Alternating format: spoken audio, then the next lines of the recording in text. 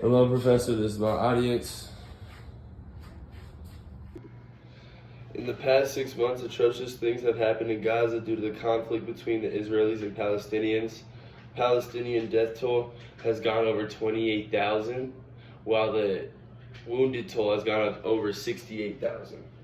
According to Zinhad.net, less than 2,000 Israelis have been killed, and the difference is 15 to 1. They are unable to combat against the Israel army due to the U.S. support. The U.S. is their biggest military supporter, and we've given them $18 billion plus in the past year, which is more than almost any other country in the world. And as an American citizen, we should have a right and have a power and like a word in what we're supporting as a country.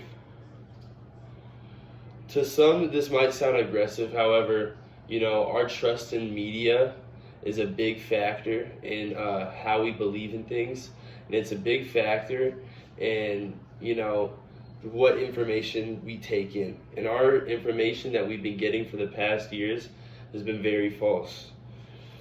People's trust in the media in the past decade, according to AP News, only 16% of people say they are confident in the media's ability to report news without bias and truthfully, and 45% of people have no belief and no trust in the media to report media truthfully with no bias. So that's almost 50% of people having no trust in media. And this is a chart to show, all the different, types of people and forms of fake media that's shown. If you can see it, it's just all different types of people that show it and show how, even politicians and big people that people follow, they push this fake media, this fake stuff. And I feel like the only change we could make is to, install rules and regulations that we can have for these people that are pushing fake media.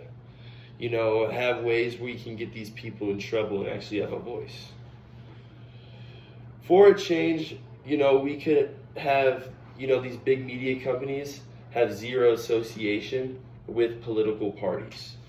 These political parties are a big problem with supporting our media because now you have political bias and political propaganda getting pushed in your everyday news when the average person is just trying to be informed. People watch the news because they want to be informed of information. However, but when news is backed by these, political parties that are backed by so much money, they tend to push an agenda within their narratives. And it tends to, cause a lot of discourse between the American people. News reporters need to report facts aside from their personal beliefs and financial benefit.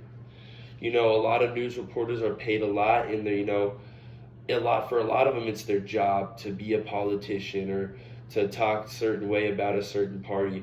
But that's just how news shouldn't be. News should just be reported really, truthfully, and honestly. According to Axios.com, a statistic-taking website, 87% of people who listen to podcasts believe what they hear. And this has a lot to do with, people listening to a real person rather than just a politician, somebody who's paid to talk about facts or paid to talk about a story or an agenda. As a politician, your job isn't just to tell news, it's to try to have your side win. And that's not what a lot of people want to hear. They just want to hear from the average person. If freelance journalists and private unbiased media companies could somehow take the spotlight from big media companies, this would allow for more average or more normal people to get their side out there and be able to, really give us the news instead of people who we just don't relate to whatsoever. This would allow us to be able to get truthful situations from the one in Gaza, where we're not getting a lot of truthful information or we're not getting both sides. To many, this could sound impossible. However, it's not. Americans need to force the hand of the media Citizens need to call out false and biased, information that's being spread, and a change needs to be made, because if not, it could keep leading down a bad path. We must start, taking responsibility for the media we watch and read. Just look into what you're reading. Do research on the resources that you're reading. And who's writing it. If they're biased towards things, this will tell you a lot. And just doing that will help you, with a lot of your news problems, or will help you not have a biased opinion because you're not taking in biased news. I believe if this happened, not only would false news and political agendas be taken down, regulations of our news could be created and enforced.